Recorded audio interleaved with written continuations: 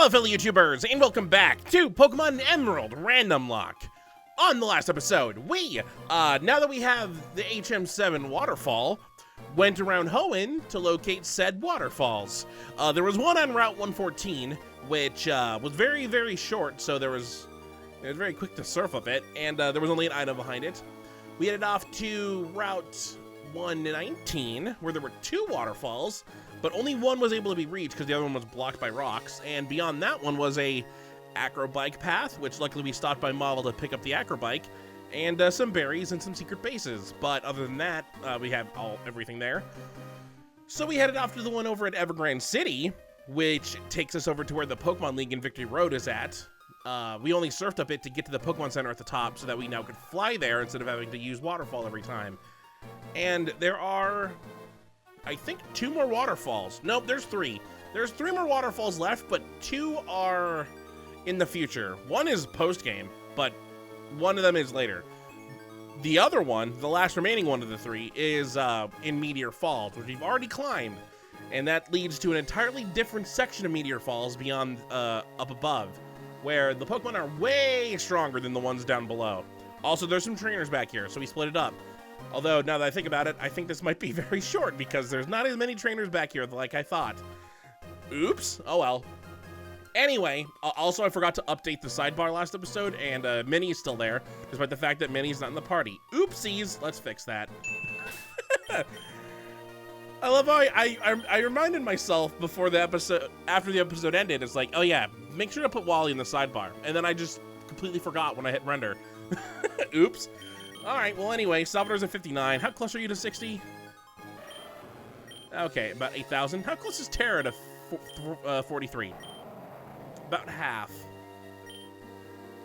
And then there's Terrain. Robin's in 50. Randy's year's at 52. Our Pokemon levels aren't that bad, but I mean, we're gonna have a nice little training montage once we eventually get to Victory Road and beyond. But let's go check inside.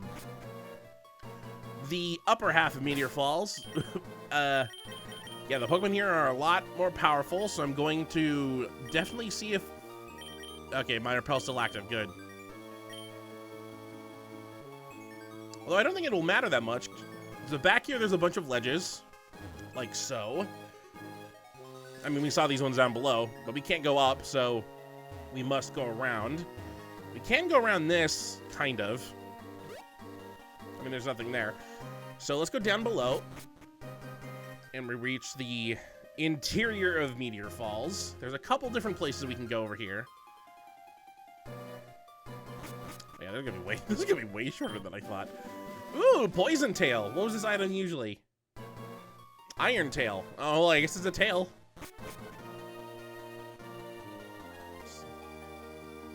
I'm waiting for the repel to wear out because I kind of want to see what Pokemon we can find here. There's another ladder right there, and there's this ladder right here. All right, our first trainers. We've been married for 50 years. The bond we share as a couple could never be broken. Oh boy, this is bad news. John and Jay would like to battle. Cloyster and Cadilly, all right. Level 39.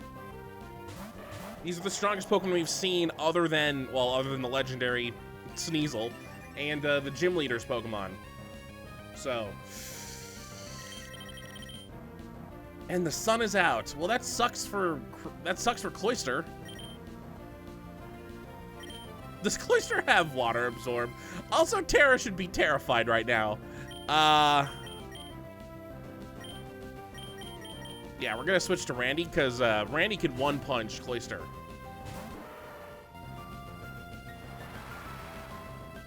Well, Cloyster doesn't have water absorb. And it did nothing to Cradilly. Wow, Icy Wind. Hits both people. Somehow it missed Salvador, okay.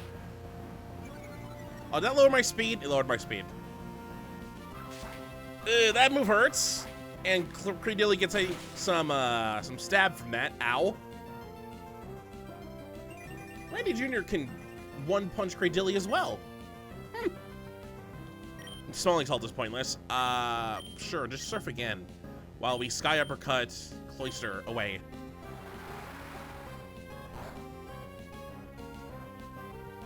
Probably should have punched Greydilly, because I feel like Greydilly is going to be worse. Hyper Fang! I'm glad that hit, because I was so prepared for it to miss. Corner for Salvador, 1,000 to Terra. All right, all right, all right. Hit me with Leaf Blade again.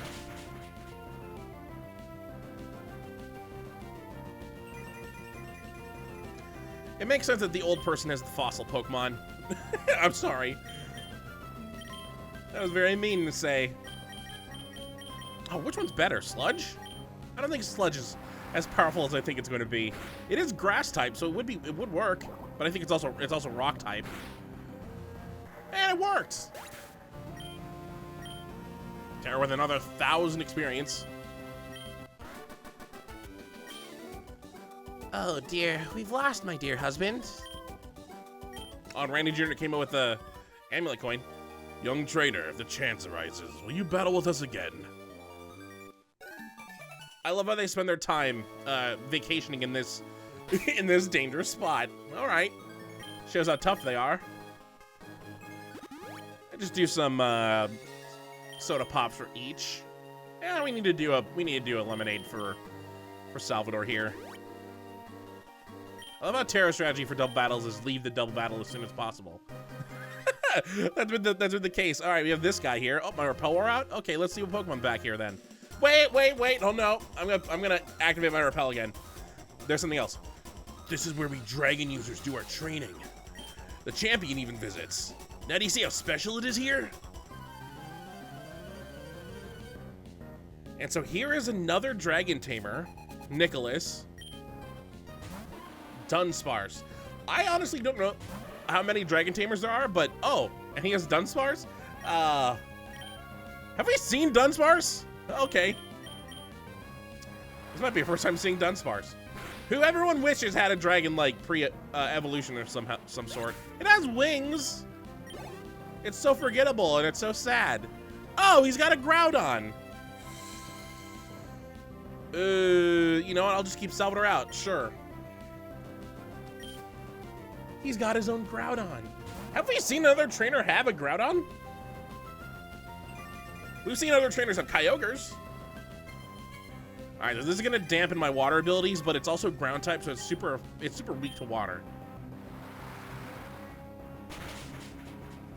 So it might not do like super duper damage. It would have faded had it not done that. Oh God. Well, I should know what moveset this Groudon has. It's the exact same as my Groudon. Get your own Pokemon.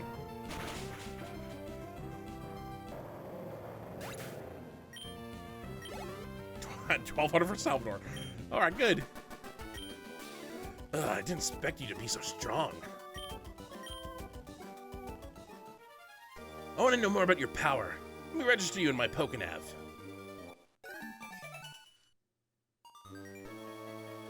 All right. I think that was all the trainers. I thought there was like 5 or 6 back here, but I guess there's only 2. Oops. All right, well now I gotta hop over these, and we have to be careful because we want to hop over to a specific spot. This side of these rocks. Because over here is this ladder. I forgot to repel. What's our Pokemon of Meteor Falls Upper? No! I hate. All right, well, whatever. Lucky Ultra Ball, sure. I mean, it's level 39, which makes it equal to terrain. And our lucky Ultra Ball worked. Okay. Sunflora converts solar energy into nutrition. They are highly active in the warm daytime, but suddenly stop moving as soon as the sun sets. It's also inside a cave. I will. I mean, it's also evolved, so there's no... We have Sunstones. We could have evolved it using it. I'm just gonna name you this.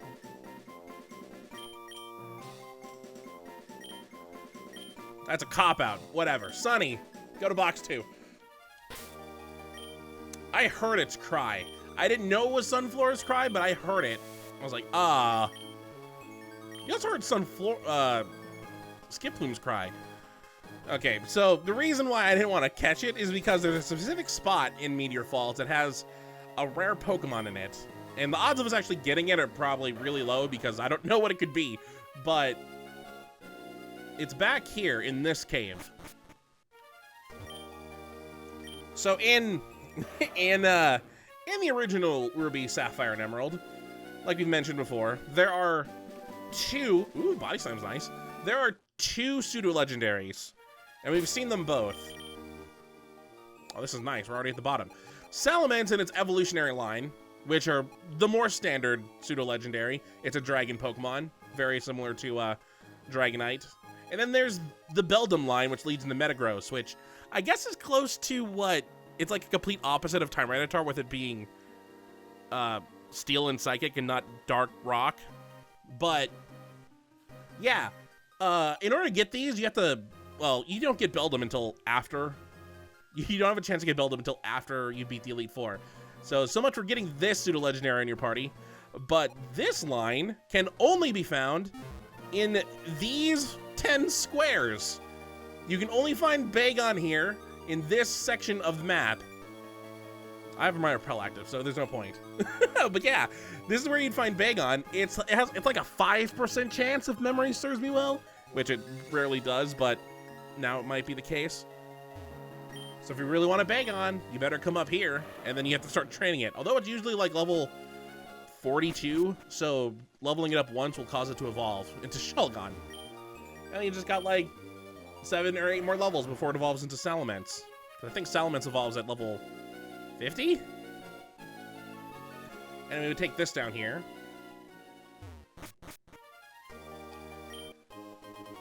And a spell tag. Well, we've successfully explored what we can of Meteor Falls now. Because there's one more secret in Meteor Falls, but we can't actually access it until post-game. So we'll just have to come back here later. And I really could have tacked this on the previous episode because it only took us 13 minutes. I thought it was going to take us like 20. And I didn't want like a 40-minute episode. Okay, be a Sunflower again. Oh, it's Quagsire, level 33. I think Quagsire might actually be native. No, I don't think Quagsires are native to Hoenn. Why'd I use Surf? I know Quagsire can potentially have Water Absorb. I've seen it happen before. I'm glad it worked. See, this was supposed to be a good training spot to find a lot of good Pokemon to level up with, because the Pokemon around here are in their 40s, 30s to 40s. Definitely get our Pokemon from the low and mid and high 30s up into the mid 40s to help. But I mean, we also have Victory Road, which we can still go do.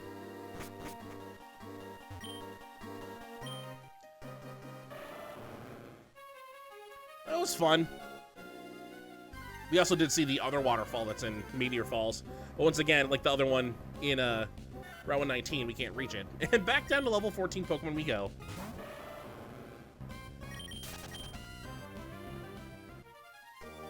So we don't have anything left now to deter us from doing Victory Road now. Or at least next episode. Because we've already done everything else. I mean, the only thing, once again, the only thing that we could possibly do now to potentially stall for episodes would be to do the Trick House. Because we haven't done the Trick House since before we beat Norman. There's also the Safari Zone, which we haven't gone into at all. You could catch a Pokemon there. I don't know if it's different. Is there a different thing that happens in the Safari Zone post-story? I realized we never really explored Sootopolis, did we? Oh, we have a chance to now. Sootopolis is reopened. I mean, and by that I mean the people moved out of the way.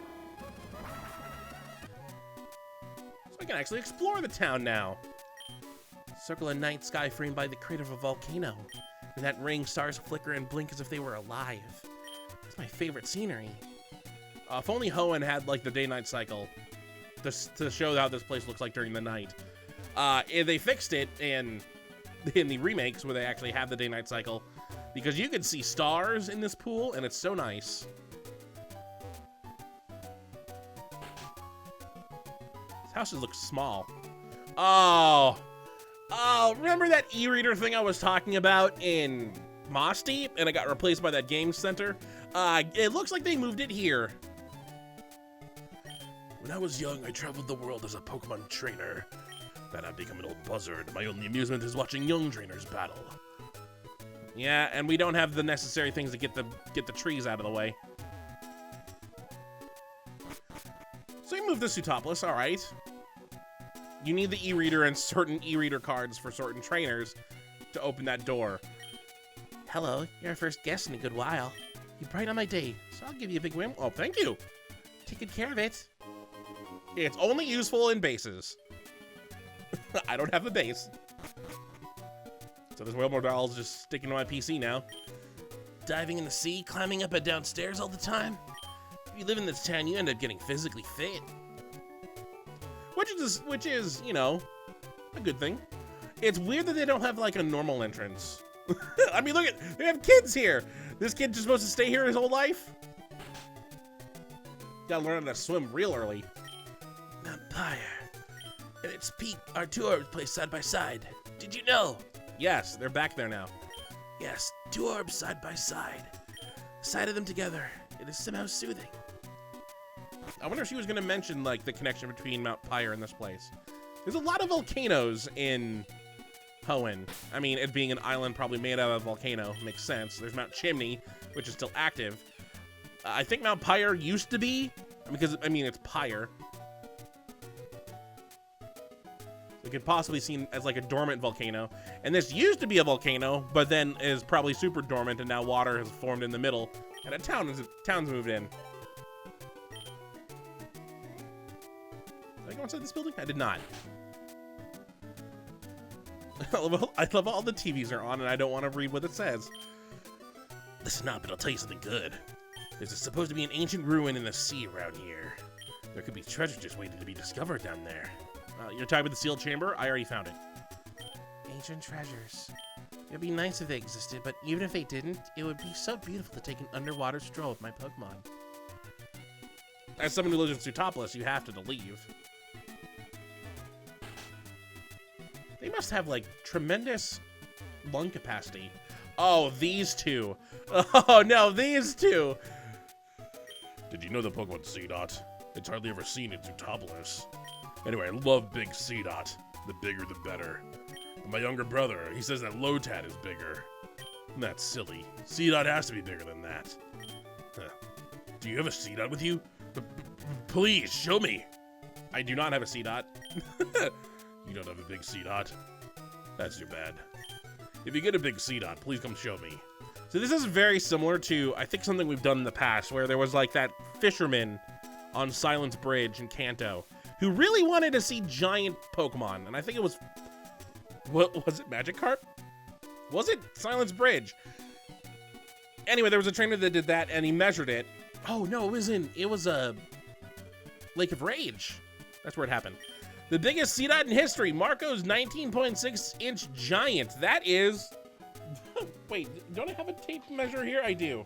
That is less than 2 feet, 19.6 inches.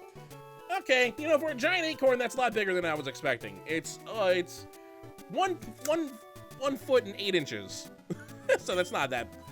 Seedot bigger than a Lotad always wanted. All right, how about Lotad stuff? Biggest Lotad, oh, it's the exact same size. From the same person. Do you know the Pokemon Lotad? It's rarely seen in Sootopolis. I love big Lotad. My big brother says that Seedot is bigger. That's wrong. Everyone knows that Lotad is a lot bigger. Huh.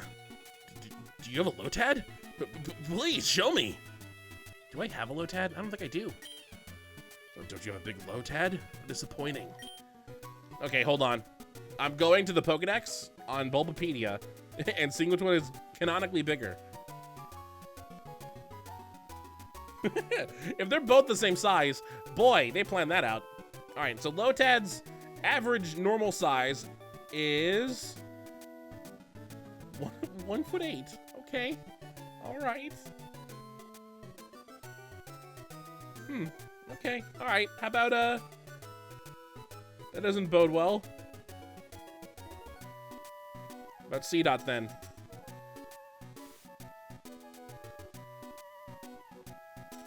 C-Dot's canonical size is, come on, load. 1'8". They planned it. Okay. All right.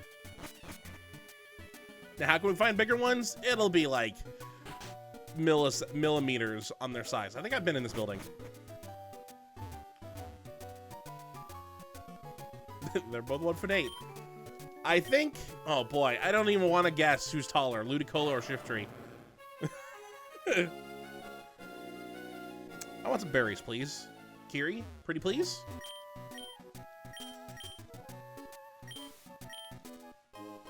She gave us another corn berry. The first one is always, I think, one of the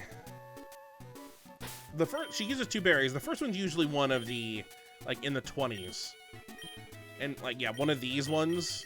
And then the second one is either this or this. I don't know what the difference is between these. I guess, you know what, I don't want to guess. I don't know. I think that has something to do with nature. Even saying that out loud makes me think I was wrong.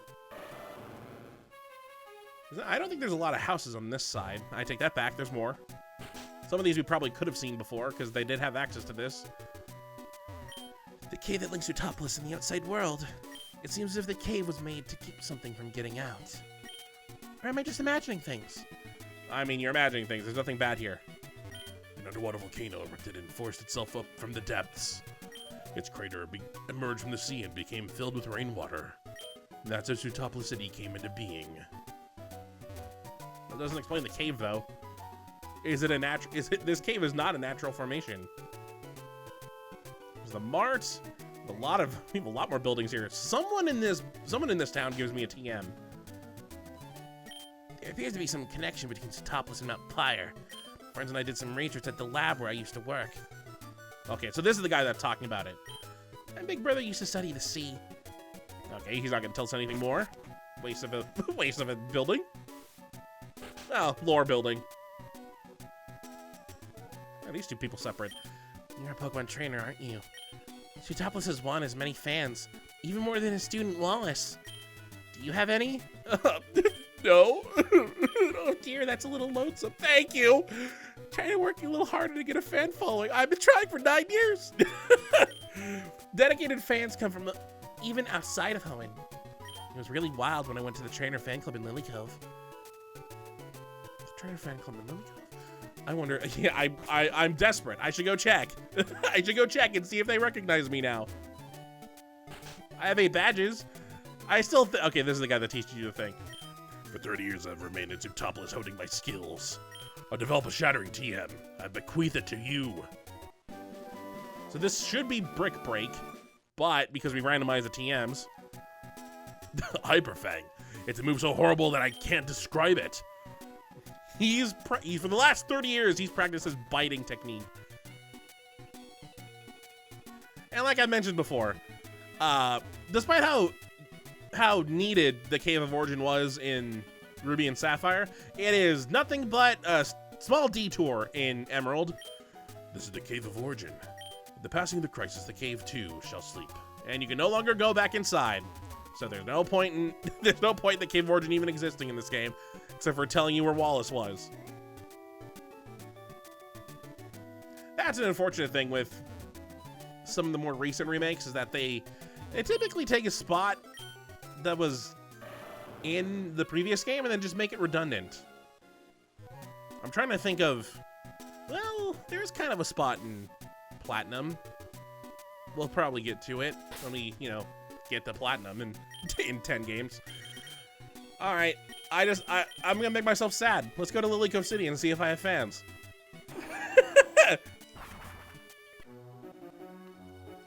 once again, I do not think that they update until after the Elite Four. So, if any of them mention me by name, okay, she continues talking about Brawly. This guy talks about us, but he doesn't know he's talking about us.